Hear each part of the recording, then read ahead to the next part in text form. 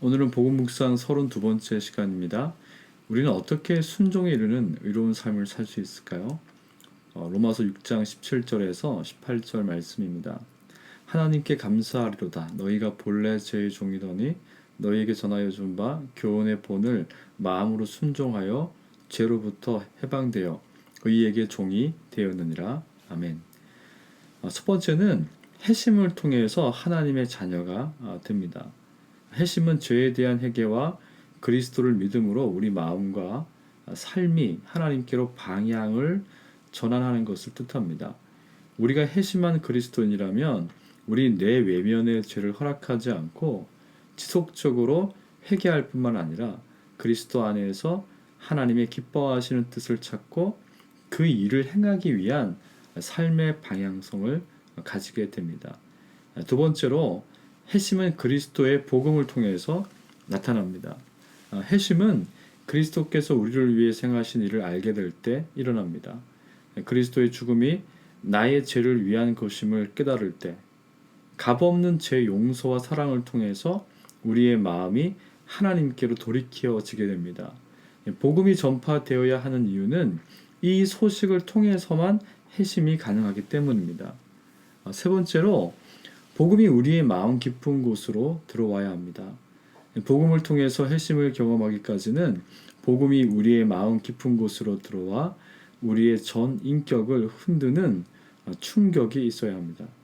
이 일은 사람의 능력 밖의 일입니다. 물론 우리의 마음이 가난해질 때 복음이 우리 마음을 움직일 가능성이 높습니다. 마음이 가난해진 상태를 겸손이라고 하는데, 겸손은 자기 비판과 수용성을 통해서 다른 무엇인가를 받아들일 준비를 하기 때문입니다. 인생의 고난이 우리를 겸손하게 만들 수 있는데, 고난을 통해서 우리가 겸손을 준비하고 성령님이 전하시는 복음을 마음 깊이 받아들일 수 있다면 고난은 분명 하나님의 은혜 중에 하나라고 말할 수 있습니다. 네 번째로 순종은 회심의 증거입니다. 복음이 우리의 마음을 변화시키면 죄에 대한 회개와 그리스도를 믿는 믿음 안에서 하나님의 뜻에 자발적으로 순종하게 됩니다. 순종은 듣고 행한다라는 뜻입니다. 하나님의 말씀을 많은 사람들이 듣지만 행하지 않을 수 있습니다. 순종은 하나님의 말씀을 들을 뿐만 아니라 들은 것을 행하는 것입니다. 만약 여러분이 회심한 그리스도인인가를 확인하려면 성경이 우리에게 말씀하는 명령을 듣고 행하고 있는가를 보면 됩니다.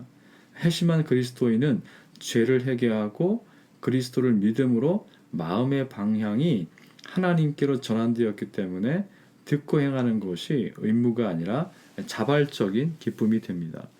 다섯 번째로 회심을 통해 순종에 이르는 과정과 결과는 전적으로 하나님의 은혜입니다.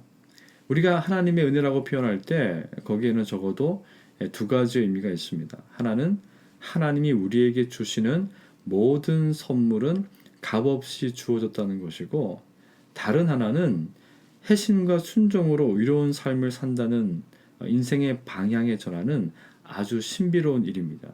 우리는 이것을 말로 다 설명할 수 없고 때로는 이해할 수도 없는 부분이 있습니다.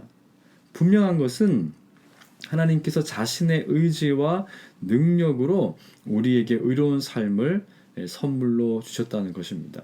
그래서 하나님의 은혜라는 또 다른 의미는 하나님의 능력이 나타난다는 것을 뜻합니다. 그래서 우리는 하나님께 진심으로 감사하며 찬양할 수가 있습니다.